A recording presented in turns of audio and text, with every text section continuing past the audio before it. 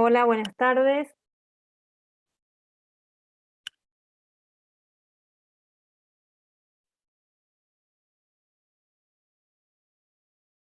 Va ingresando gente, vamos a esperar un minuto hasta que terminen de entrar.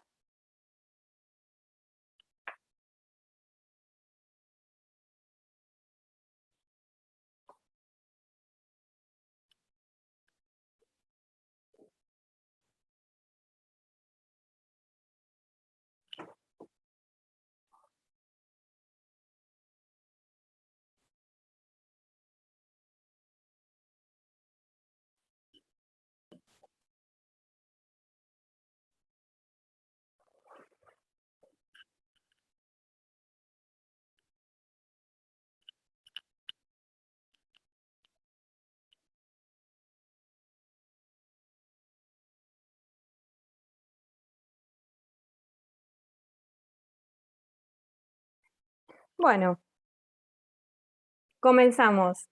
La mesa que nos convoca está organizada por el Diploma Superior en lo que son desigualdades y políticas públicas para la distribución, en el marco del Congreso que se inició hoy de Estado y Políticas Públicas, que tiene como objetivo pensar la pospandemia en términos de políticas públicas para la redistribución. Así que todos los expositores de la mesa tienen presente y son especialistas en el tema de redistribución, y los invitamos a todos los que están formando parte de la mesa a poder indagar un poco la oferta también académica que propone el diploma superior, y sobre todo tener, bueno, presente que estos espacios sirven para el diálogo entre la academia, la gestión, así que las preguntas van a ser bienvenidas, pero sobre el final. Ahora vamos a hacer una ronda, cada uno de los expositores va a tener tiempo para su presentación, y luego las preguntas que ustedes vayan trayendo a través del chat las vamos a capitalizar. Si tenemos tiempo, vamos a hacer una nueva apuesta común. Bueno, el primer expositor, le damos la bienvenida a todos los que están participando en calidad de oyentes y sobre todo a los miembros de la mesa.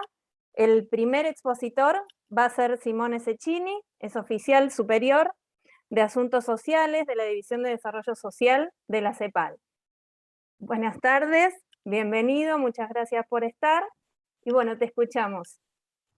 Muchas gracias, Janina. Gracias, Roxana, Flax Argentina, por la invitación. Un gusto compartir la mesa con Fabio, con Victoria, y un saludo a todos los que nos siguen y con los cuales vamos a tener un diálogo de hoy. La reflexión un poco de hoy es sobre las políticas públicas post pandemia para superar la pobreza, reducir desigualdad. Y claro, hay que ser realista y pensar que todavía estamos en el medio de la pandemia, ¿verdad? Y que para salir de esta situación, la primera política pública es seguramente seguir bien con el proceso de vacunación, ¿no? Para que podamos, este virus no desaparece, para que podamos convivir con el virus.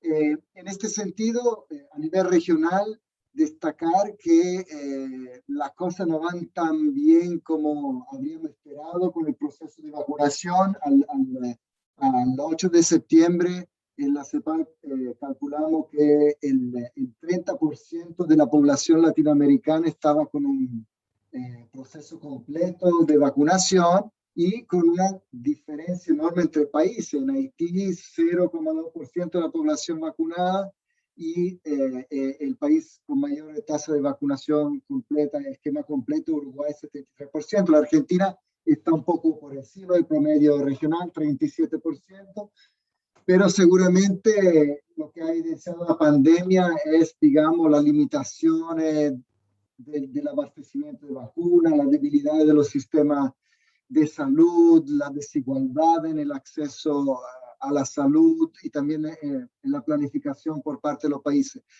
También, desafortunadamente, en un momento en que tenemos una crisis global, estamos al debe en cuanto a solidaridad internacional. De esta crisis no se puede salir país por separado, y el mecanismo internacional, el COVAX, que es el Fondo de Acceso Global a las Vacunas, COVID-19, no ha tenido todo el éxito que podía haber tenido. Entonces, desde la CEPAL, en la última reunión de la CELAC, se ha propuesto un plan, digamos, de autosuficiencia sanitaria para la región.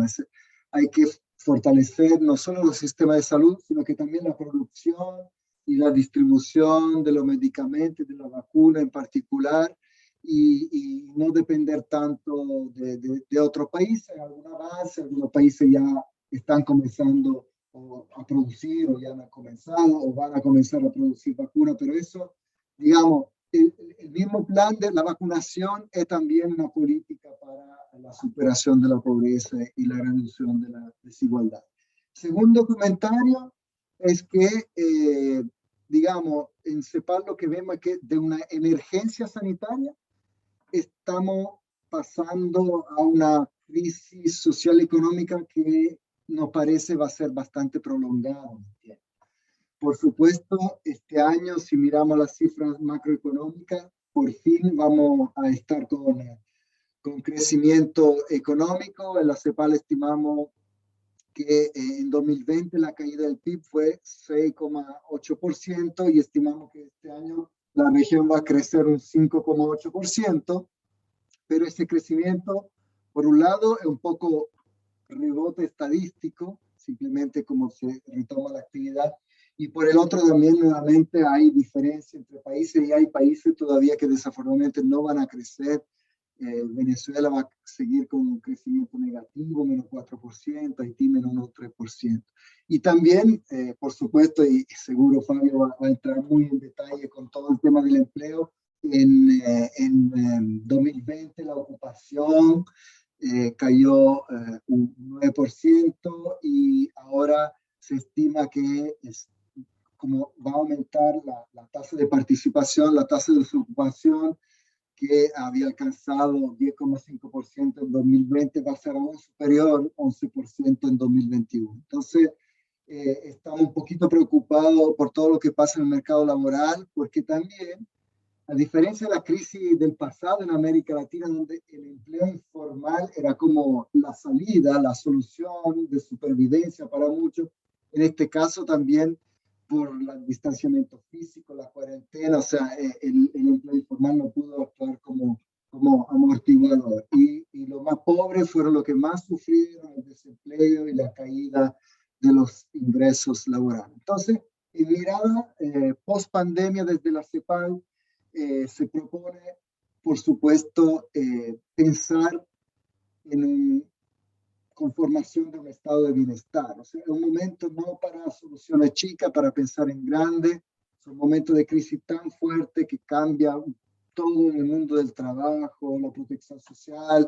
Entonces, el momento de verdad para pensar en conformar el estado de bienestar, que es una tarea pendiente para la región, y con el rol central de los sistemas de protección social que sean universales, integrales y sostenibles, donde sostenible significa no solo que sean sostenibles financieramente, sino que también que sean, tengan prestaciones suficientes y que alcancen a todo el mundo. Entonces, es una coyuntura crítica que da para pensar, por supuesto, siempre con la mirada de no dejar a nadie atrás, en la persona más pobre, la pobreza. Ustedes saben, estimamos que 1 de cada 3 latinoamericanos vive en la pobreza y poco más de 1 de cada 10 en la extrema pobreza. Entonces, todavía un problema gravísimo. Pero además, estimamos en la CEPAL que si sumamos lo pobre y lo que viven justito por arriba de la línea de pobreza, con ingresos hasta 3 veces la línea de pobreza, si lo sumamos, el 78% de la población latinoamericana vive con ingresos hasta 3 veces la línea de pobreza. O sea, o somos pobres o hay gran vulnerabilidad. De ahí la importancia de pensar en sistemas universales de protección social, que por supuesto requieren pactos sociales, pactos fiscales, digamos, medidas fiscales redistributivas, bajar la elusión y la evasión fiscal. Y finalmente, como comentario sobre medidas específicas para la superación de la pobreza, creo que siempre es bueno pensar en 3 pilares: transferencia monetaria, acceso a servicios de calidad social, de educación, de salud, y tercero, el pilar de inclusión laboral y trabajo decente. Y simplemente como comentario sobre el primer pilar de transferencia, hemos visto en todos los países con la pandemia cómo se ampliaron las transferencias de emergencia, cómo se hicieron muchas transferencias no condicionadas, y ahí también da para pensar algo nuevo y más ambicioso. Por eso ha vuelto a la mesa la discusión sobre el ingreso básico universal. Por supuesto, no es algo que se puede hacer de un día para otro, pero de forma gradual, progresiva.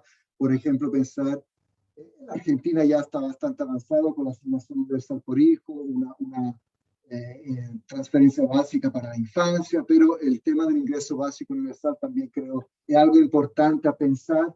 Se pensaba en el esquema del futuro del trabajo. Ese futuro del trabajo ya llegó, ya está acá, y tenemos que conversar sobre eso. Así que como primera intervención, eso era lo que quería compartir. Gracias. Bueno, muchas gracias, Simone. Ya quedan planteados varios temas y vamos a seguir profundizándolos. Simone hizo la presentación desde CEPAL. El segundo orador es Fabio Bertranur, que es director de la OIT para países del Cono Sur. Bienvenido, Fabio, y te escuchamos. Muchas gracias, Janina. Hola, buenas tardes a todos y a todas. Gracias, Roxana, y al diplomado por la invitación a participar en el panel. Bueno, muchos temas para comentar en un panel con un título muy ambicioso, ¿no? Las políticas para la pobreza y la desigualdad en este contexto tan especial, en el que hemos sufrido este impacto de una enorme magnitud en lo sanitario, en lo económico y laboral, y que ha tenido un efecto tremendamente desigualador en varias dimensiones, ¿no? Por edad, por sexo, por tipo de nivel de ingreso, por el tipo de inserción laboral. Ahí ya mencionó Simone el importantísimo impacto que tuvo en el segmento informal de nuestros mercados de trabajo. Recordemos, a nivel regional, 1 de cada 2 trabajadores es informal. El año pasado habíamos estimado que en el segundo trimestre se habían perdido 43 millones de empleos en la región. A final de año la estimación era de 26 millones, luego de la recuperación que comenzó en el tercer y cuarto trimestre. La recuperación de la actividad económica prácticamente en todos los países estamos llegando al nivel de la prepandemia, pero en materia de empleo hay un importante rezago y no está claro que vayamos a llegar al último trimestre con niveles al nivel de la prepandemia en todos los países de la región, o al menos en promedio. Y en ese sentido, como la recuperación, como decíamos, ha venido más lenta, pero incluso ha venido más lenta para los segmentos más afectados, ¿no? Especialmente mujeres y jóvenes, especialmente aquellos que tienen menores calificaciones para el trabajo. Entonces, el efecto neto es claramente, ya lo ha estimado la CEPAL, un aumento de la pobreza y un aumento de la desigualdad. Y en ese sentido, creo que se suma este gran desafío a los dilemas que mencionó también Simone. Uno de ellos, estas encrucijadas que nos puso las discusiones sobre el futuro del trabajo, ¿no? La discusión del modelo productivo, el modelo de consumo, cómo adaptar nuestras estructuras de producción y consumo al cambio tecnológico, al avance de la digitalización, a la transformación de los puestos de trabajo, ¿no? En el sentido que no necesariamente es que se van a perder muchos empleos o va a haber alguna suerte de desempleo tecnológico, pero sí va a haber mucha transformación de puestos de trabajo y necesidades de recalificación y entradas y salidas, si se quiere, al trabajo, que eso tienen un costo en términos de bienestar importante para las trabajadoras y los trabajadores. Y el segundo tema, o la gran encrucijada, es esta cuestión que tiene que ver con el modelo productivo de la región, que no termina de perfilar una estrategia para poder avanzar del modelo dual, o el modelo en muchos países basado en en la explotación de recursos naturales y la necesidad que tiene la región para pegar un salto en materia de productividad y de integración global virtuosa, no solamente en la producción de commodities. Entonces, en ese sentido, nos encontramos con esas tres encrucijadas nuevamente, dos que venían de la prepandemia y la nueva que es la que surge de la pandemia. Yo quería mencionar dos documentos que después ahí los distribuimos en el chat. Uno es un documento que sacamos ahora a principios de septiembre, que es del estado de las artes del impacto en el mercado de trabajo, y ahí están identificados algunos números, algunos de los desafíos, y también ayer salió una nota, un informe del secretario general de Naciones Unidas, que es la inversión en empleos y protección social para la erradicación de la pobreza y la recuperación sostenible, que están muy en línea con lo que destacó Simone en el sentido de desarrollar una estrategia de recuperación mucho más integral, incluir a los sectores de cuidados y de la ecología, ¿no? Esta idea de recuperar mejor, donde las crisis también son una oportunidad para cambiar el foco y la profundidad de las políticas. Lógicamente está el tema de la ampliación de la protección social, especialmente los segmentos informales, para que pueda estimular una transición hacia la formalidad y fomentar también todo lo que tenga que ver con la economía del cuidado. Las políticas activas de mercado de trabajo también hay que repensarlas. Ya había una discusión importante en la situación de la prepandemia, justamente por el tema de las discusiones sobre el futuro del trabajo, pero creo que hoy hay que volver a reajustar y repensar esa estrategia de las políticas activas de mercado de trabajo, nuevamente pensar cómo incorporamos estas transiciones verde y digital en estos procesos. Y finalmente también repensar el rol del sector privado y la vinculación con el sector privado y las estrategias empresariales, en el sentido que hay algunos segmentos empresariales más de avanzada que han incorporado este enfoque de sostenibilidad en la producción, pero también hay otros sectores muchísimo más rezagados y que no se han incorporado en esta lógica a escala global, pero que también hay que dimensionarla a nivel regional. Si yo tuviera que definir tres ámbitos importantes para aterrizar esta discusión más global, creo que en lo que refiere al mundo del trabajo, en el sentido que gran parte de la pobreza y la distribución se juega en el mundo del trabajo, tienen que ver con tres ámbitos de políticas que van en acción hoy, ¿no? Que es cómo mantener las políticas estas de sostenimiento de los empleos y los ingresos. En algunos países hay mucha discusión sobre si ya hay que retirar esos programas, cómo hacer la transición a una nueva generación de programas, y eso implica dilemas muy importantes. Yo, como soy de Argentina, recuerdo en los 2000, nos llevó muchos años salir y transitar del plan jefes y jefas a la nueva generación de programas, probablemente con esta crisis y los programas, los IFES y todos estos programas de transferencia que mencionó Simone, va a llevar un tiempo transitar y repensar esos programas, de cómo llevar desde el sostenimiento de los ingresos a poder apoyar la inclusión en el mundo del trabajo. El segundo ámbito son instrumental que normalmente utilizan los gobiernos para estimular la creación de nuevos empleos, los subsidios.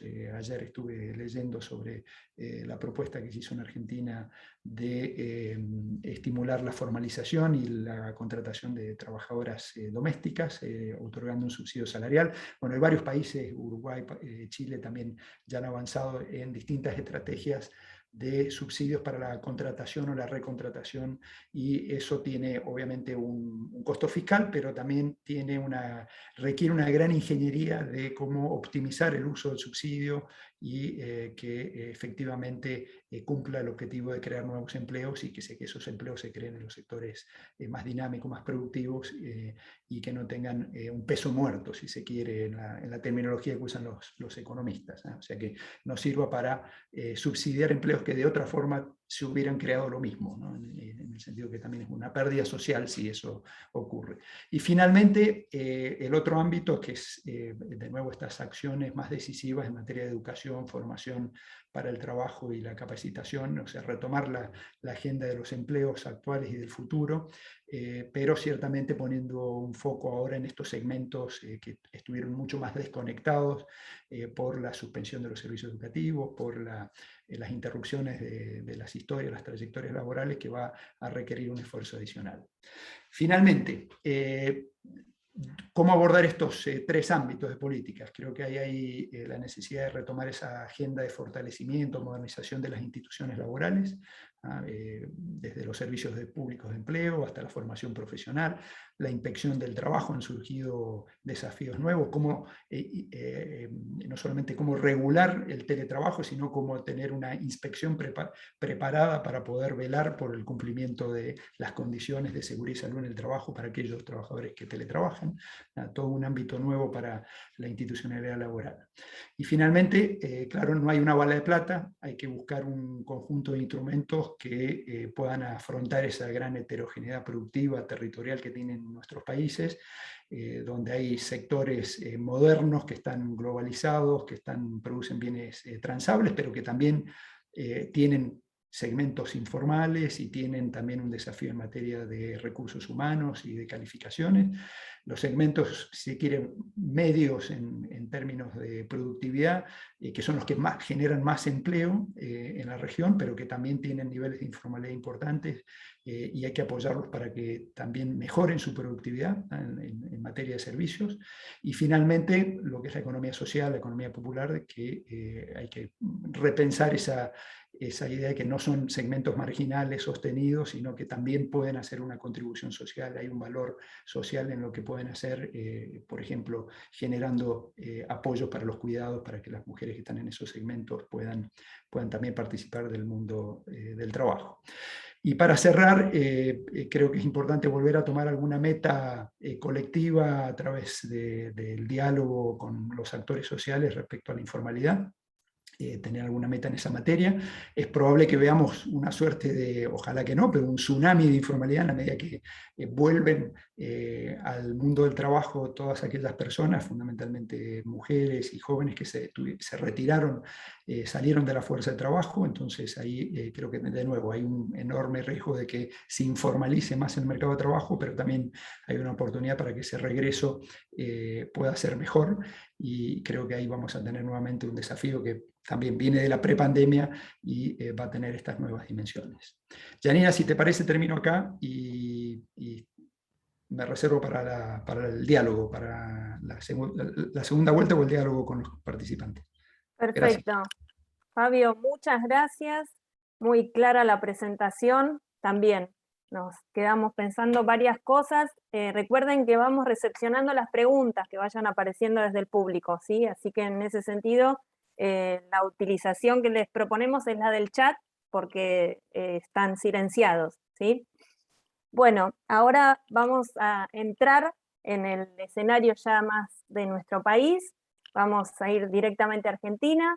Vamos a escuchar a Roxana Mazzola, que es la coordinadora académica del Diploma Superior de Desigualdades y Políticas Públicas Distributivas, que se ofrece desde la Flaxo. Roxana, te escuchamos.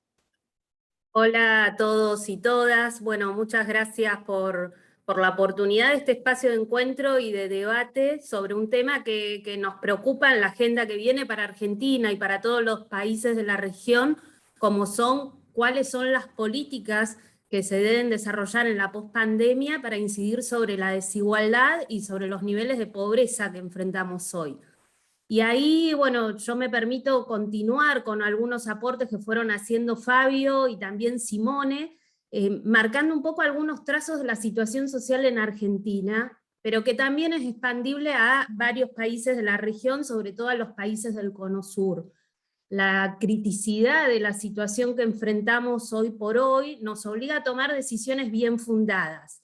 Y ahí tenemos que pensar siempre en cómo estas decisiones las vamos a tomar en base a lo que históricamente se viene reiterando en el proceso latinoamericano y de Argentina en particular a lo largo de la historia, y esas lecciones las debemos traer a la luz de la situación que emerge hoy, y por otro lado, las situaciones nuevas que nos deja la pandemia. La pandemia nos está dejando, por un lado, nuevas problemáticas en términos de la deserción escolar de los chicos, en términos de un montón de controles preventivos en salud que no se han realizado a lo largo de estos últimos años, sobre todo en la primera infancia, hasta la propia inscripción de generar el trámite de un DNI, que es el primer posibilidad de acceso a cualquier cuestión que tiene que ver con los derechos a la garantía de seguridad social y a cualquier prestación social. Lo mismo el estrés por parte de los jóvenes y adolescentes. Entonces ahí tenemos un conjunto de problemáticas y de cuestiones nuevas que van a tener que abordar los estados y ponerse en acción sobre eso en los próximos años. Eso por un lado. Pero por otro lado hay cuestiones que nosotros podemos ver que se reiteran a lo largo de la historia y problemáticas que nos obligan a ver desde qué enfoque vamos a abordar este tipo de acciones que se requieren para reducir la desigualdad y los niveles de pobreza. En el caso puntual de Argentina hay puntos básicos que se reiteran al analizar la situación social presente, pero que fueron más críticos aún por la situación de deterioro social que ya se tenía de partida a partir de la gestión del gobierno de Cambiemos, ¿no? Donde ya teníamos un desarme de varias instituciones laborales, un desarme de no tener Ministerio de Salud, un desarme de varias prestaciones que tenían que ver con la seguridad social, que ya nos planteaban un punto de partida más crítico en cómo se enfrenta la situación de la pandemia. Sobre esa fragilidad institucional, que ya venía con retos también previos, es que nos encontramos con problemáticas a incidir, donde hoy por hoy es básico que un enfoque que debiera plantearse es un enfoque hegemónico de los derechos desde las brechas y las desigualdades. Lejos de una mirada hegemónica que tienda a la idea de que basta el crecimiento económico, hoy por hoy necesitamos para América Latina y para Argentina en particular que los derechos sean analizados desde las brechas y desde las desigualdades como punto de partida, porque si hay una pandemia que es una pandemia global y del siglo XXI es la de la desigualdad.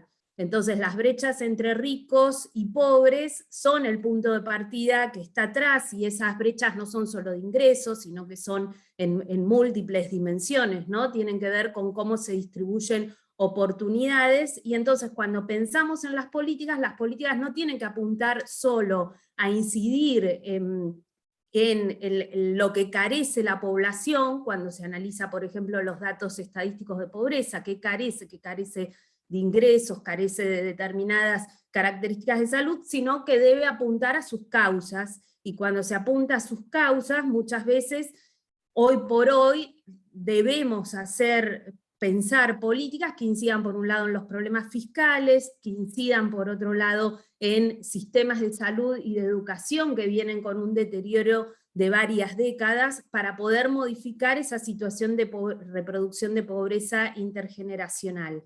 Por otro lado, otro punto básico, no solo que necesitamos un enfoque hegemónico de los derechos desde las brechas y las desigualdades, es que la repercusión, como bien decían Simone y Fabio, es muy desigual de esta situación social. La desigualdad tiene género y tiene edad, yo no me canso de afirmarlo una y otra vez, y eso nos obliga a pensar sistemas de seguridad social que introduzcan un nuevo pilar, que es el pilar de los cuidados. Lo que expuso la pandemia del COVID también fue la crisis dentro del sistema de cuidados y toda esa economía invisibilizada del trabajo no remunerado que aportan las mujeres, pero que aportan jóvenes, sobre todo, y que aportan las adolescentes. Cuando uno mira en Argentina, hay un 30% de jóvenes de 18 a 30 años que son mal llamadas nini. Y cuando dentro de este grupo se interroga cómo se clasifican, el 70% dice ser amas de casa, ¿no? Pero ahí la cuestión es que eso está invisibilizado. Entonces, muchas veces esta pandemia, y lo que ha puesto en evidencia, es que los más perjudicados por los niveles de pobreza, desigualdad, informalidad laboral y demás, son las juventudes, son las infancias y son las mujeres. Entonces eso nos obliga a pensar, o a repensar nuestros sistemas de seguridad social con pilares diferenciales para los tiempos que hoy por hoy corren, ¿no? Por otro lado, otra cuestión que ha aflorado bajo la pandemia es el hambre. Y ya lo decía Amartya Sen hace mucho tiempo, el hambre es un problema de distribución, no es un problema que tenga solo que ver con que yo no tengo ingresos suficientes para alimentarme, sino que en la base de ello está que no solo bastan las transferencias que nosotros realicemos para sostener ingresos a los sectores, sino también cómo se disputa esa lucha por los precios, diríamos, que muchas veces vemos que se plasma en los aumentos inflacionarios para los países como Argentina en particular, o varios países de la región que requieren incidir en acuerdos de todos los actores que participan en el ecosistema de la producción alimentaria dentro de los países. Y otros puntos, 2 puntos más que me gustaría resaltar en esta primera introducción, es que no solo hay una cuestión ligada a las cuestiones más de ingresos monetarios que ha planteado la pandemia del COVID, sino que hay un eje que debemos desarrollar y fortalecer, que es el eje de infraestructura del cuidado. En el último tiempo, lo que se ha puesto en evidencia es que si una familia no cuenta con agua para poder lavarse las manos, o no cuenta con un servicio de cuidado, por ejemplo, para la primera infancia, o no puede comprar estos servicios, o no cuenta con sistemas de salud, o no cuenta con alguien que pueda cuidar a las personas mayores dentro de los hogares, bueno, es muy difícil sostener el bienestar de todos esos hogares, ¿no? El cuidado es un bienestar, es una columna básica para el bienestar de las personas, y lo que hace a la infraestructura del cuidado, que es un potencial de generadora de empleo directo, de empleo indirecto, para conducir todos los procesos de la recuperación, es sin lugar a dudas un eje vertebrador sobre el cual hay que avanzar en la agenda de políticas que viene para adelante. Todos los trabajos más mano de obra intensiva, están demostrados en diferentes estudios, se sitúan en general en lo que es el eje de infraestructura del cuidado, donde es mucho mayor el empleo directo e indirecto que genera en relación a otros sectores, como por ejemplo rutas viales, para que tengamos como dimensión y pensar en qué inversiones son estratégicas para la agenda que viene. Y el otro punto último que quiero marcar es que esta desigualdad es también sumamente heterogénea en términos de un país federal como Argentina, ¿no? Y nosotros no podemos guiarnos por las estadísticas en las medias, y eso también es un desafío muy grande para pensar las políticas públicas y los retos de agenda de políticas que se tienen para adelante. No basta atender a los promedios estadísticos para saber cómo estamos en una realidad tan heterogénea como la que tenemos en el norte argentino, en el sur del país, en la zona centro o en el conurbano bonaerense, ¿no? Entonces, eso que nos obliga a pensar en metas diferentes, en soluciones diferentes para distintos territorios dentro de un nivel de cohesión social y nivelación de inequidades que se tiene que generar en todo un territorio nacional. Pero, por ejemplo, no es lo mismo que yo me ponga una meta de cobertura de agua y saneamiento ligada al 2030 de llegar al 100% de la población, que decir cómo voy a abordar esto en zonas rurales de la Argentina, o en zonas rurales dispersas, o en barrios populares. Bueno, esta cuestión de esta heterogeneidad debe ser muy pensada y tenida en cuenta al momento de reflexionar sobre qué tipo de intervención se va a desplegar para la agenda que viene para adelante. Entonces, como cierre, sí me parece en este primer momento que para minimizar las desigualdades que tenemos hoy presentes, hay que empezar por reconocerlos y partir de análisis bien fundados que nos permitan dar en el blanco. Esto como primeros aportes para este momento inicial, Janina. Bueno, Roxana, muchas gracias, y con tu invitación a ir pensando, bueno, cuáles son las particularidades de nuestro país, daríamos paso a Victoria Tolosa Paz. A ver si está Victoria conectada.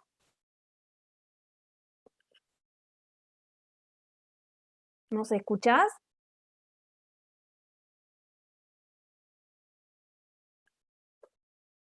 Vamos a esperar un segundo hasta que se reconecte y les traigo algunas de las preguntas que aparecieron en el chat. Una tiene que ver con qué mejoras están previstas en la forma de acceso de las pymes más micro a los apoyos, ya que tienen o provienen de una matriz más informal y las que les lleva mucho tiempo reunir y cumplir el 100% con la demanda de información para lograr apoyos no reembolsables con tasa cero. Ese es un ejemplo que traen.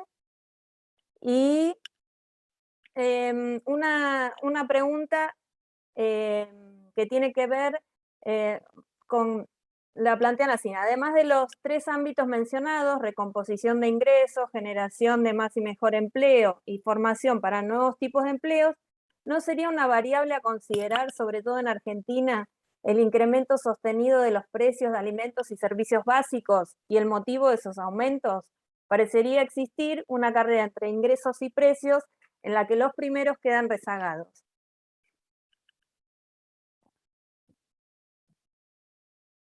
Esas son algunas de las preguntas que van apareciendo en el chat. Y bueno, no sé si alguien quiere ir respondiendo a algunas de estas cuestiones.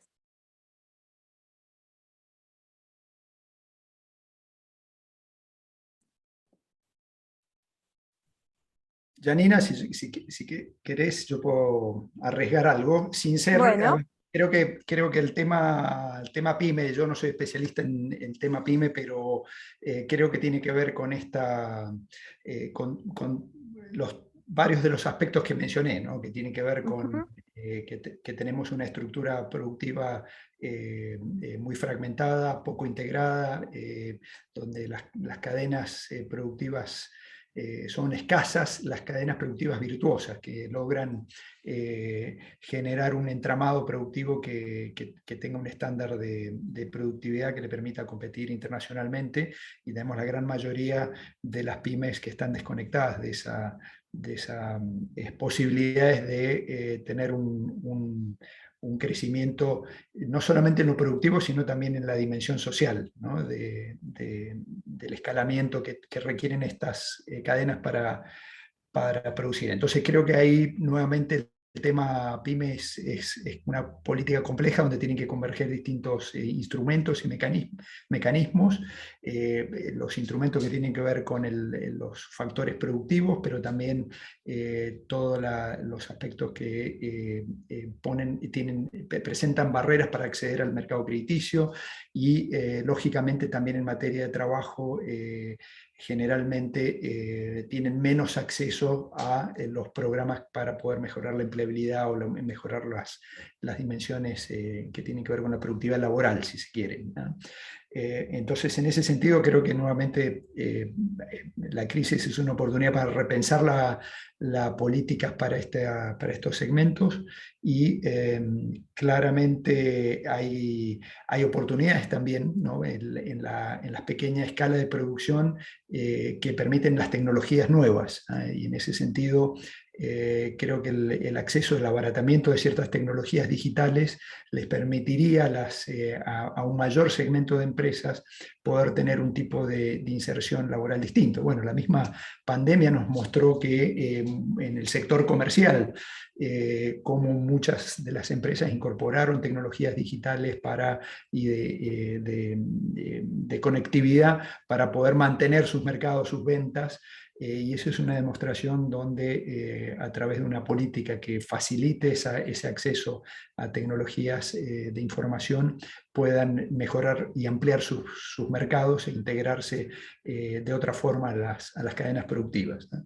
Pero creo que es uno de los grandes desafíos que tenemos en materia productiva, laboral y, si se quiere, también de regulación impositiva en esta materia para pensar la recuperación, y claramente tiene un efecto distributivo importante en el sentido que hay una buena parte del empleo que está a ese nivel de la pequeña y mediana empresa, la microempresa.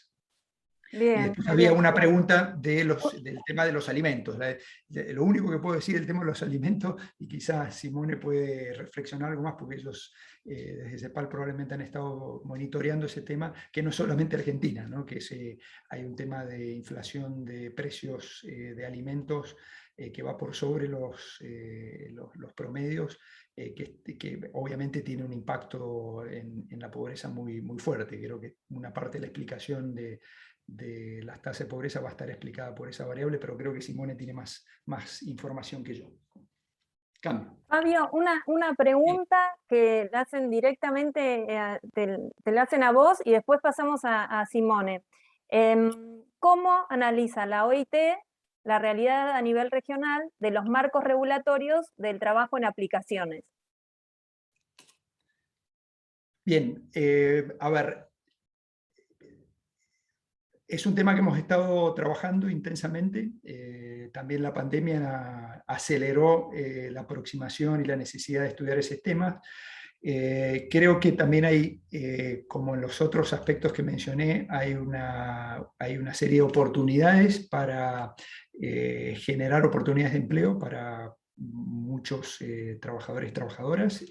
La pandemia de nuevo demostró que, por ejemplo, para muchos trabajadores migrantes informales que no recibían apoyo estatal, terminó o no tenían regularizada su situación migratoria, resultó una oportunidad muy importante para sobrevivir durante la pandemia, pero efectivamente esto requiere marcos regulatorios, esto requiere también una política que permita asegurar los principios y derechos fundamentales en el trabajo, incluyendo también las dimensiones de seguridad y salud en el trabajo, ¿no? Entonces, en ese sentido, creo que había un debate interesante, rico, en cómo debería ser esa regulación. Creo que va muy rezagado el debate de la regulación respecto a la necesidad imperiosa que requiere ese segmento.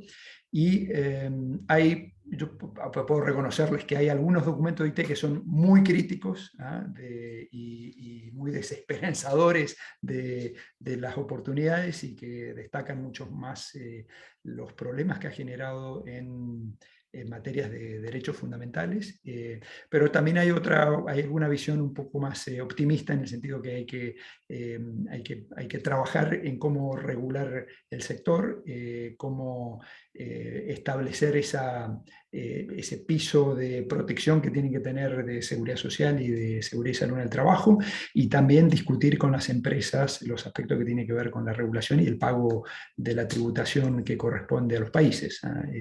Hay rentas globales que escapan a la tributación nacional, y creo que en ese sentido también se requiere algún mecanismo de coordinación. Desde la OIT se planteó, y lo hizo el informe de la Comisión Mundial del Trabajo, la necesidad de tener una regulación internacional, un mecanismo coordinado, y llamo que el G20 o los países más grandes tengan una regulación, así como existe para otros trabajadores, por ejemplo los trabajadores marítimos. Hay un convenio internacional donde se establece, hay una suerte de negociación colectiva donde se establece un piso salarial, en el sentido que esos son trabajadores que son trabajadores globales o mundiales, ¿no? Y en este sentido probablemente un camino podría ser tener un instrumento normativo que facilite para que los estados nacionales adopten esa norma y puedan establecer esos pisos de ingresos y de seguridad social y seguridad y salud en el trabajo para los trabajadores de plataforma. Bueno, gran tema, esto daría para otro seminario, pero no sé si con eso resume algo, Janina. Bien, bien. Muchas gracias. Ahora sí pasamos primero a saludar. Hay mucha gente participando, están activándose varias preguntas. Hay gente que participa desde varios países, así que hay preguntas que están dirigidas a Simone. Tomo una que tiene que ver con las inversiones externas directas de China. ¿Son una oportunidad para lograr el desarrollo de la región? ¿Qué herramientas serían necesarias para no profundizar una matriz productiva primaria? La CEPAL podría generar sugerencias de regulaciones que resguarden los daños en relaciones laborales y medio ambiente que podrían provocar. Gracias, Janina. Sí, mira, sobre el tema de China, en la CEPAL se ha publicado este año un documento que se llama La inversión extranjera directa, que tiene un capítulo dedicado al tema de las inversiones de China. Y bueno, ahí en resumen decir que primero que nada, claro, bastante novedoso. Estaba hablando de inversiones que empezaron hace máximo 10 años y empezaron principalmente en sectores hidrocarburos y minerarios. Ustedes saben mejor que yo que China busca siempre materia prima. Estos días está en la actualidad en los diarios que tienen problemas de producción energética hasta con corte porque la producción no hay suficiente carbón, como no están comprando carbón de Australia. Entonces, para ellos, obviamente, la materia prima son un tema estratégico y necesitan invertir en ese ámbito para sostener ese gran crecimiento, producción siderúrgica, manufacturera, etc.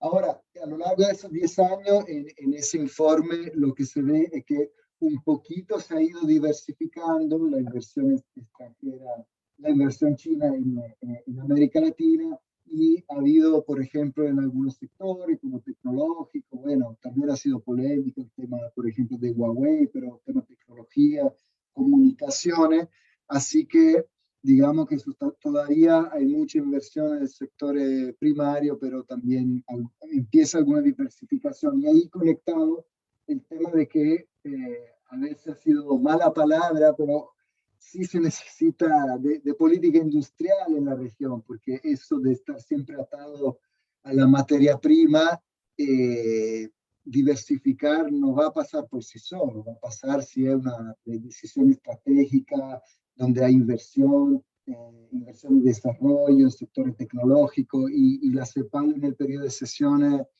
de 2020 habló de algunos sectores estratégicos, por supuesto la tecnología digital, todo el sector salud, farmacéutico, biotecnología, y también un ámbito novedoso, la economía circular, etc. Así que política industrial es necesaria. Y sobre lo de la regulación, bueno, en lo laboral obviamente ahí tenemos OIT, tenemos a Fabio, y ahí la verdad tenemos un corpus de normativa internacional clave que por supuesto desde la Nación Unida suscribimos y consideramos que es importantísimo. En lo ambiental, sí, mencionar que en la CEPAL, desde la CEPAL actuamos como secretariado del acuerdo de Escazú. Este es un acuerdo bastante reciente que intenta promover la participación ciudadana, el acceso a la justicia en tema ambiental, o sea, empoderar las comunidades para proteger el ambiente. Ha sido algo en algunos países que inicialmente lo propusieron, como Chile, después no lo ratificaron, pero el proceso de ratificación ha avanzado y los interesados en CEPAL de todo, sitio web, principio 10, etc. Entonces, eso el acuerdo de Escazú es muy importante. Y finalmente, nada, sobre el precio de alimentos, que bueno que tanto lo hayan mencionado en el chat, Roxana lo mencionó, Fabio, porque es el famoso impuesto a los pobres. Había una pregunta sobre las causas, yo la verdad no sé muy bien a nivel mundial, ese ámbito no es un ámbito mío de análisis, pero digamos, también el precio del alimento aumenta más rápido que la inflación general, ¿verdad? Y ese es el famoso impuesto sobre los pobres. Y lo que vemos, de hecho, en la región en los últimos años, la extrema pobreza ha estado bastante elevada. Ahora estamos pensando en 12,5% de la población, y la extrema pobreza, ustedes saben, el costo de la línea de extrema pobreza corresponde al costo de adquirir una canasta básica de alimentos. Entonces, ahí es un gran problema. La CEPAL también el año pasado propuso junto a la FAO un bono contra el hambre para evitar ese gran problema. Y también ahí hay temas nacionales, la inflación tiene historia muy distinta en la Argentina, desde la que se dejó la paridad con el dólar, y una cosa más de largo plazo, estructural, pero hasta en Chile ahora se ve una gran devaluación conectada con procesos muy internos, por ejemplo, los retiros de los fondos de pensiones, etcétera, y que ya no hay mucha no hay mucha credibilidad, digamos, en el peso, entonces se van los fondos hacia el dólar que está subiendo muchísimo. Entonces, es muy complejo eso. Yo no tengo una respuesta por qué están aumentando ese aumento a nivel mundial, y además hay que ir país por país. Hay países que son más productores y otros importadores netos. El tema alimentario ha sido un drama, por ejemplo, en el Caribe. En el Caribe no se produce casi nada de alimentos y depende totalmente de las importaciones, y eso ha causado mucho problema. Así que eso. Bueno, Simone, muchas gracias. Saludamos a todos los y todas las que están participando. Hay gente de Ecuador, de Colombia y de varios puntos de nuestra geografía, de varias provincias. Están escribiéndonos desde Formosa, desde La Pampa, desde Entre Ríos. Hay gente que se conectó desde Río Gallegos, desde Ushuaia. Así que bueno, celebramos este encuentro también, que es posible y que nos reúne a varias personas que estamos en distintos lugares. Ahora sí le damos la bienvenida a Victoria Tolosa Paz. Hola, Victoria, ¿cómo estás? Victoria es primera candidata del Frente de Todos a diputada por la provincia de Buenos Aires y también expresidenta del Consejo Nacional de Políticas Sociales, dependiente de la Jefatura de Gabinete. Te escuchamos, Victoria. Gracias, muy buenas tardes. Gracias, Janina. Bueno, agradecer por supuesto a Roxana Mazzola y pedir disculpas por quizás no poder estar desde el inicio de esta jornada, de este Congreso Nacional, así que tanto Simone como Fabio les pido disculpas, pero bueno, la actividad de la campaña en la Argentina y en la provincia de Buenos Aires demanda mucho tiempo de tratar de cumplir con todas y todos, pero no quería dejar de estar aquí justamente por no solamente como candidata a diputada nacional de la provincia de Buenos Aires, sino como parte de un proyecto político que conducen en la Argentina Alberto Fernández y Cristina Fernández de Kirchner, y además porque tuve la responsabilidad, hasta que fui candidata, de llevar adelante el Consejo Nacional de Coordinación de Políticas Sociales, este organismo que depende de Presidencia de la Nación y que además articuló muchas de las políticas del inicio de la gestión de Alberto Fernández en materia de lo que se conoció en Argentina como Argentina contra el hambre, que es una de las políticas más importantes que llevamos adelante desde el 10 de diciembre del 2019. Contarles que nosotros tenemos niveles de pobreza, de indigencia que son realmente preocupantes y alarmantes, que ya los recibimos cuando iniciamos la gestión, pero que la pandemia, por supuesto, como toda la región y como toda Latinoamérica, ha agravado y ha acentuado las desigualdades profundas que tiene nuestro país.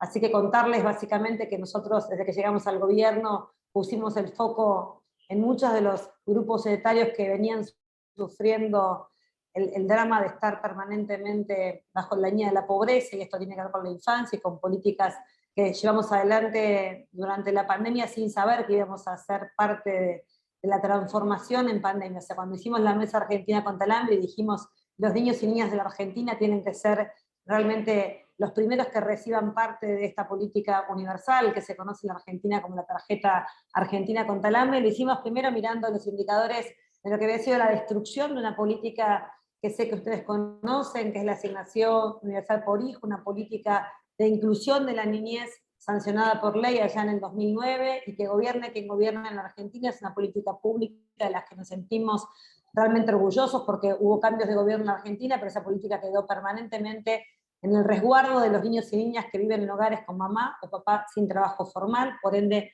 no tenían el salario familiar, y que la asignación universal por hijo pone en igualdad de condiciones a los hijos, independientemente de si viven en hogares con padres con trabajo formal o con trabajo informal, y que esa política que tanto orgullo nos hizo sentir en algún momento, durante 4 años había lamentablemente perdido poder adquisitivo del salario, como le decía Simone, por una inflación que golpeó muy fuerte en la Argentina y que viene golpeando muy fuerte incluso en la actualidad en este país. Y creemos que esa recomposición de lo que era el poder adquisitivo de las madres con niños a cargo, parte de entender que esa recomposición se tenía que dar a partir de la transferencia de recursos, lo hicimos a partir de la tarjeta alimentaria.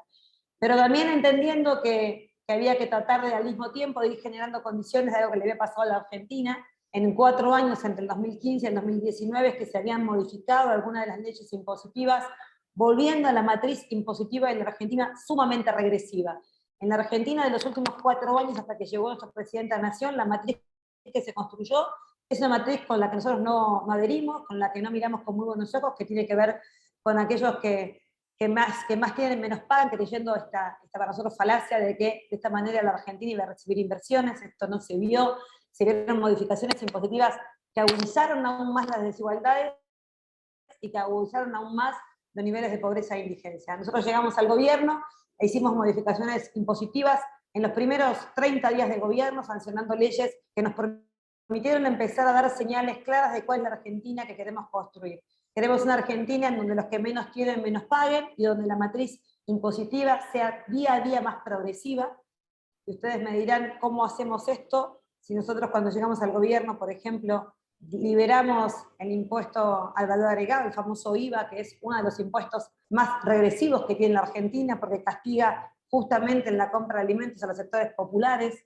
Entonces nosotros creímos que liberando y sacando esta excepción que había tenido el gobierno de Cambiemos, en donde el IVA de los productos de la canasta básica estaba liberado para aquellos que tenían dinero y para aquellos que no. Nosotros nos animamos a devolver el IVA a los alimentos, pero hicimos un esquema de protección de las mamás con la asignación por hijo, tarjeta alimentaria, que hay una devolución de la compra de alimentos del IVA vía la tarjeta de débito alimentario y vía la tarjeta de la UH. Construimos claramente la quita del impuesto a las ganancias, que es un impuesto sumamente injusto, que asfixiaba a 1.300.000 trabajadores, y eso también lo hicimos en un tiempo de pandemia. Construimos claramente otro de los impuestos más importantes que tiene la Argentina, que es el impuesto a la riqueza, que se llama impuesto a los bienes personales, que es gravar el patrimonio.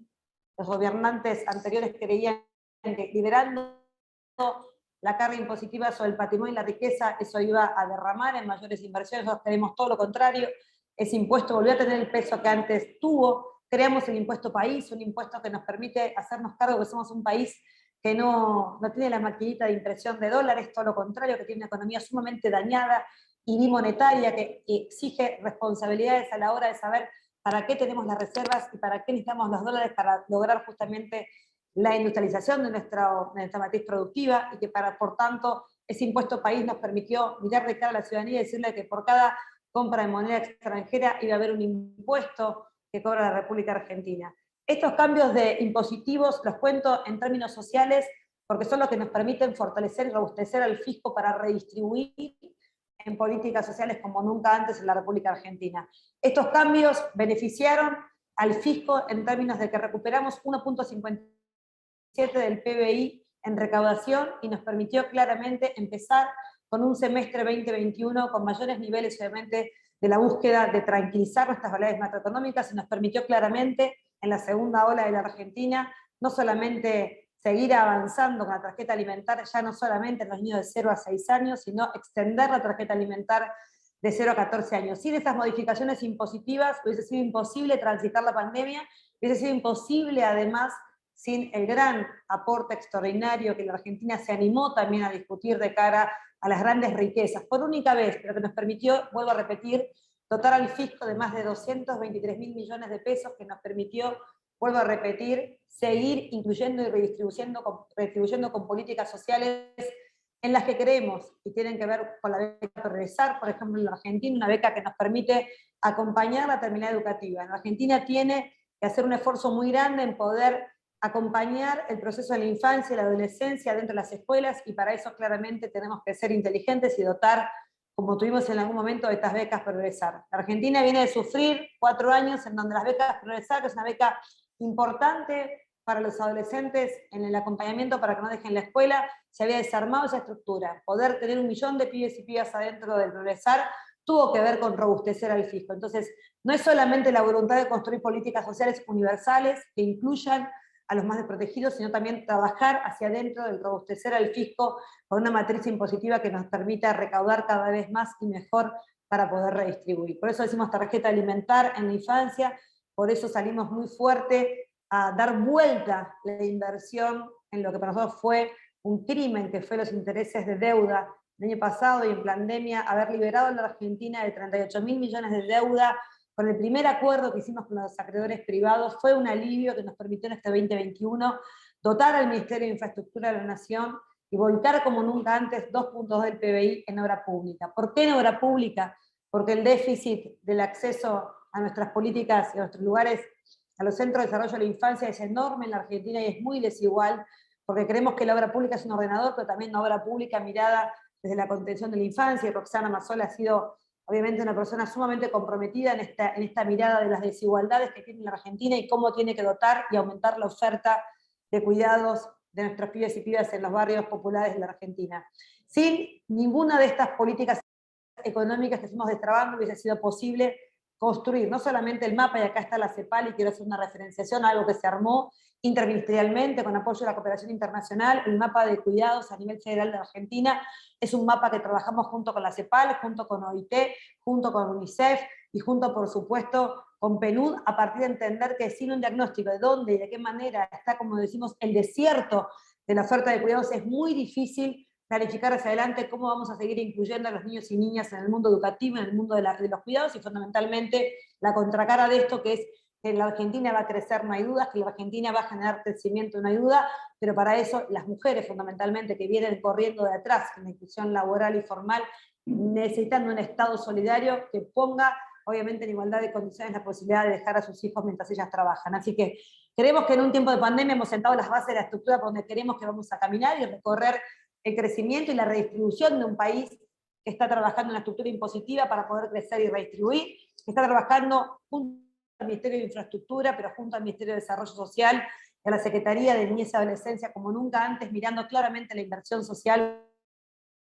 desde la primera infancia, sancionando la ley de los primeros 1000 días, haciendo un gran esfuerzo para poder obviamente captar a la mujer embarazada desde el día 1 que decide seguir adelante con su embarazo y hacer todo el acompañamiento para que ese niño y niña nazca en igualdad de condiciones de aquellos que nacen en hogares con trabajo. Por eso decimos que somos parte en todo caso de un equipo de gobierno que va a ir al Congreso Nacional en todo caso a aportar algunas de las leyes que creemos que van a ser importantes en la etapa que viene. Nosotros creemos que en materia de cuidados de la infancia la Argentina tiene un déficit muy importante y ha volcado recursos importantes en materia de infraestructura, pero estamos observando que muchos de los objetivos que nos planteamos adelante encuentran lamentablemente una traba importante en lo que se conoce como el aporte patronal de los trabajadores en las políticas de cuidado de la infancia. La Argentina tiene en la estructura municipal, en estos municipios de nuestra Argentina federal, una dificultad muy grande para poder absorber y hacerse cargo de dotar a esos centros de desarrollo de la infancia con el personal necesario para poder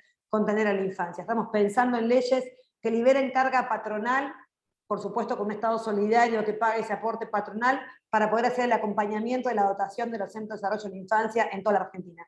Sin la infraestructura es imposible generar políticas de cuidado de la infancia, pero sin un Estado solidario que acompañe la incorporación de esas plantillas de mujeres y de hombres cuidadores, va a ser imposible el objetivo que nos planteamos, que es que en la Argentina desarrolle políticas de cuidado de la infancia a lo largo y a lo ancho de su territorio. Para eso estamos trabajando junto, por supuesto, al gremio de los municipales, a FESIMUGO en la República Argentina, con ideas que tienen que ver con por qué hay municipios que teniendo la infraestructura no arman los centros de desarrollo de la infancia, y la segunda inquietud tiene que ver con que no podemos sostener el aporte patronal de estos trabajadores con las cuentas municipales como las tenemos. Tiene que haber un Estado solidario que se ponga a trabajar. Y lo segundo, que creo que es parte de lo que se va a escuchar de la Argentina, que va a generar diversidad en su matriz productiva, generación de valor y exportaciones, estamos pensando que el programa Te Sumo, que es un programa nacional que busca unir la incorporación del primer empleo joven de 18 a 25 años con liberación de carga patronal, pero con un diferencial en políticas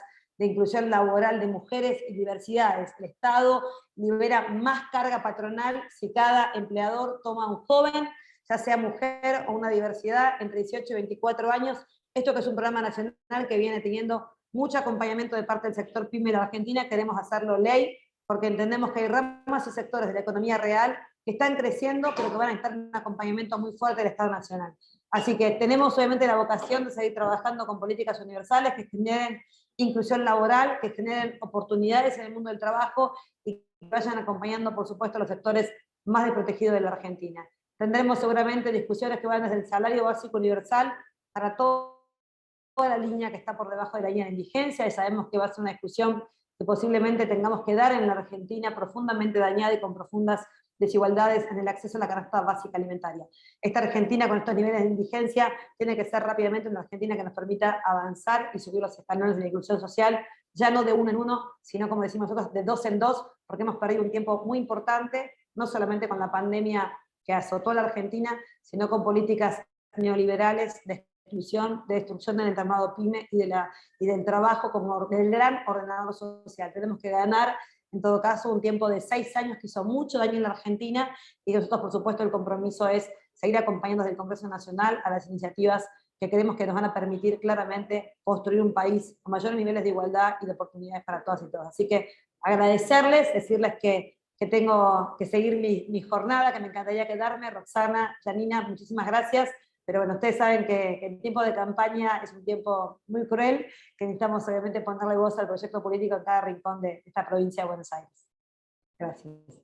Bueno, Victoria, muchas gracias por haberte sumado y haber venido a esta mesa también a traer tu mirada.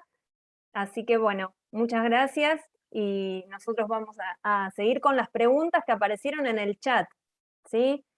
Que hoy habían aparecido y tenían que ver con cuidados, ¿sí? Hay algunas preguntas que están dirigidas a Roxana. En principio plantean que están totalmente de acuerdo con lo que planteabas, que aún sigue siendo invisibilizado el trabajo de las mujeres por no ser un trabajo formal, y la pregunta concretamente, que es de otra participante, dice una pregunta para Roxana: ¿cómo podemos pensar enfrentar la crisis de los sistemas de cuidado desde la economía popular y la economía social y solidaria?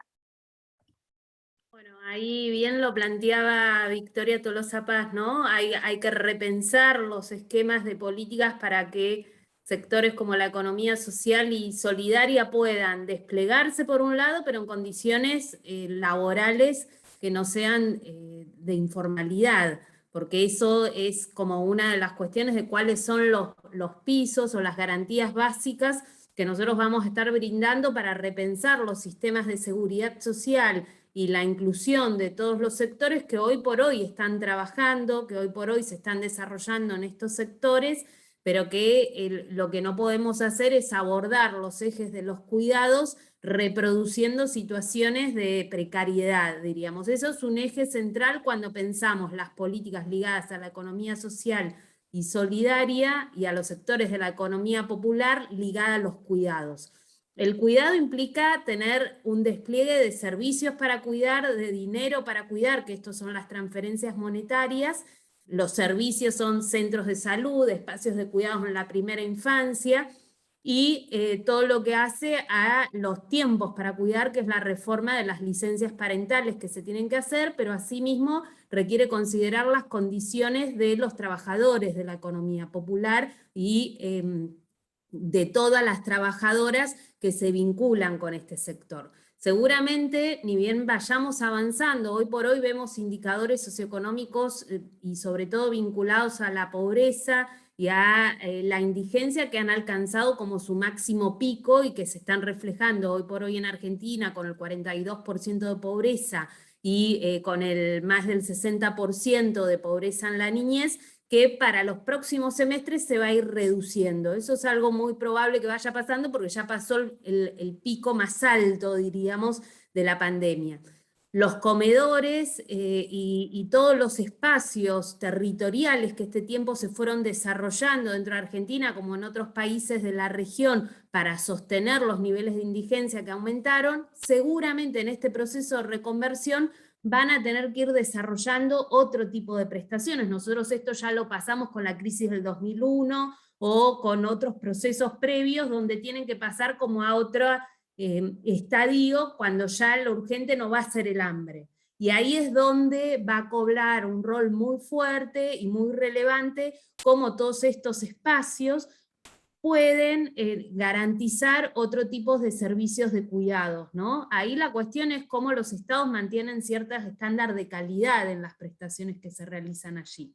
En Argentina hoy por hoy se viene viendo de amplificar los centros de desarrollo infantil a la primera infancia, que era algo que señalaba Victoria antes. Hay un proceso de construcción de 300 centros de desarrollo infantil para la primera infancia, y en los próximos años la idea es poder desarrollar 900 en total.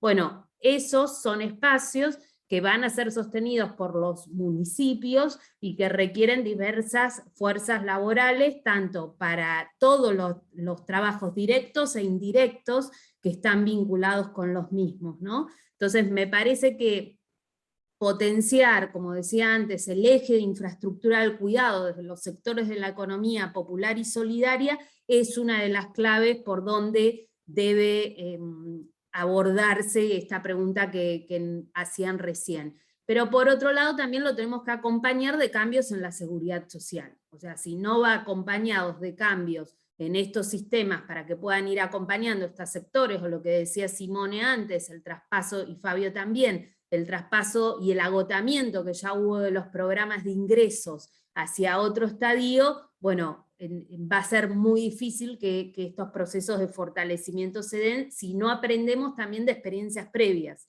porque también en experiencias previas muchas veces hemos tenido programas de ingresos que acompañan a estos sectores, pero después termina quedando con baja calidad las prestaciones, o con niveles de informalidad que seguimos arrastrando ese tiempo, porque también ahí, como decía Fabio, seguramente vamos a ver niveles de informalidad laboral que van a crecer en la región para adelante, ¿no? Entonces, hay que pensar muy bien cómo se imbrinca todo el acompañamiento y la potencia que tienen los sectores de la economía popular para abordar sobre todo el eje de infraestructura del cuidado. Bien, gracias Roxana. Y también había una pregunta sobre cuidados dirigida a Fabio. Bueno, ¿cómo lo estaba pensando al tema de cuidados la OIT?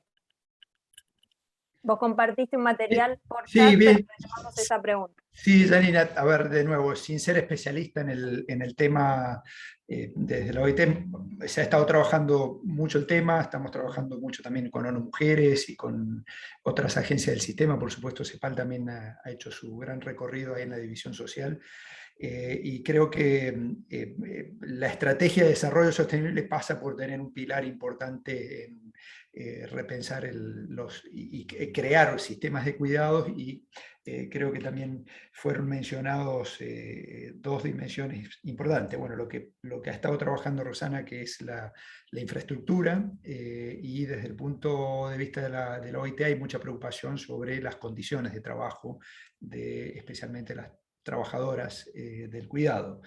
Entonces, en ese sentido hemos estado tratando de hacer abogacía y ver cuáles son las distintas dimensiones laborales que debería afrontar una estrategia de cuidado. O sea que tenemos un gran desafío en materia de financiamiento, tenemos un gran desafío en infraestructura y en lo que sería la fuerza de trabajo, lo que sean los recursos humanos en el sistema de cuidados. En ese sentido, los cuidadores, todos hemos seguramente en algún momento del tiempo interactuado con algún cuidador de personas dependientes, de niños, niñas, adolescentes o de personas mayores, y nos damos cuenta que requiere también un desarrollo profesional, y un reconocimiento más allá no es una ayuda que hacen a las familias, sino que también hay que profesionalizar ese cuidado, y creo que también nuestras instituciones de formación profesional todavía no han dado ese paso de profesionalizar o tener una escala mucho más amplia. La cobertura y las relaciones contractuales ahí también son obviamente muy importantes. No podemos tener un ejército de cuidadores que sean monotributistas, y también el dilema de cuál es el modelo de provisión, si es público o privado, también me parece que es una falsa dicotomía, sino que hay que pensar que en el medio hay formas de organización y de asociación pública-privada importantes, y también todas estas formas de organizar los servicios sociales a nivel cooperativo, por ejemplo, que podrían ser una forma de instrumentalizarlo en los segmentos más de la economía popular, pero no solamente, sino que también el trabajo cooperativo podría ser a nivel empresarial. Podría haber un gremio de empresas que también piense para su sector y para sus empresas alguna forma de provisión de cuidados para sus socios a través de algún mecanismo cooperativo también. Así que no, la forma de organización cooperativa no solamente tiene que ser pensada para los sectores populares, sino que también en otros segmentos de la economía o los segmentos empresariales puede haber algún tipo de organización de ese tipo. Entonces, gran tema, me parece que hay mucho para trabajar, hay mucho para integrar, es un tema muy multidisciplinario y creo que está hoy sobre la mesa. Me parece que hay que seguir profundizando e ir identificando cuáles son las rutas para poder avanzar en esta materia.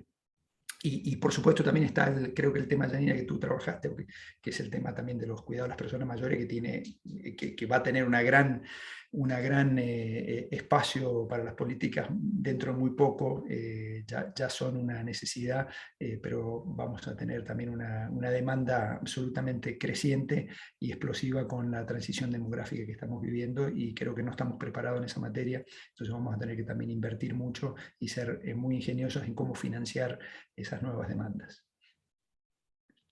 Bien, muchas gracias, Fabio. Simone, ¿querés agregar algo respecto del tema de cuidados o algo que quieras agregar? Claro, claro, qué bueno que entramos al tema porque el cuidado es uno de los pilares claves de los sistemas de protección social, del estado de bienestar.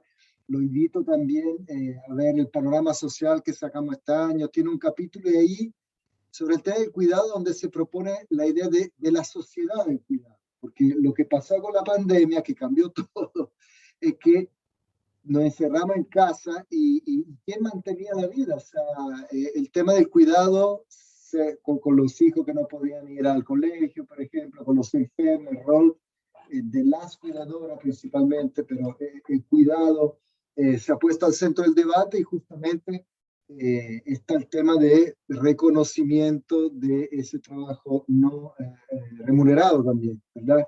Está todo el pilar del trabajo remunerado, que muchas veces es informal, pero también está el reconocimiento del trabajo no remunerado, y en ese sentido es interesante también ver a veces hacer ejercicio de, bueno, y si lo monetizáramos, ¿cuál es la contribución? Y hay algunas cifras por ahí que son bastante impactantes. Y también mencionar, miren, que justo hoy se reunieron la ministra de la Mujer en la CEPAL, en la mesa directiva de la conferencia regional sobre la mujer, y lo que me llamó la atención es que mientras años atrás el tema del cuidado había unos pocos países que lo empujaban, ya hoy en día es un tema que está al centro de la política, de los debates en todos los países, así que en ese sentido, bien, por supuesto los retos, como decía Fabio, son gigantescos, pero eso quería decir. Bueno, muchas gracias, Simone. Vamos a ir cerrando. Por supuesto que quedan varios temas para seguir profundizando. Reanudamos la invitación a que conozcan la oferta académica del diploma superior, que justamente indaga todas estas cuestiones que estuvimos abordando en esta mesa.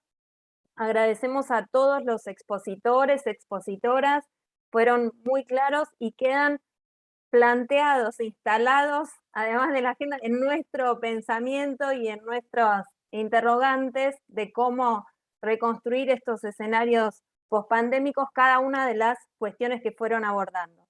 Acá en el chat dejamos un link para que puedan conocer más sobre el diploma superior en desigualdades y políticas públicas. Entran por el link y ahí van a conocer el programa, los contenidos, los bloques que tiene justamente las unidades que van profundizando cada uno de estos temas. Así que, bueno, por mí agradecerles, fue muy rico escucharlos, escuchar también a todas las personas que que participaron. Así que si alguien quiere agregar algo más, los escuchamos, y si no, vamos cerrando. Por supuesto, muy agradecidas de estos espacios de encuentro que también fueron posibles o son posibles vía pandemia. Así que, bueno, gracias. Muchas gracias, Janina, y a todos y a todas.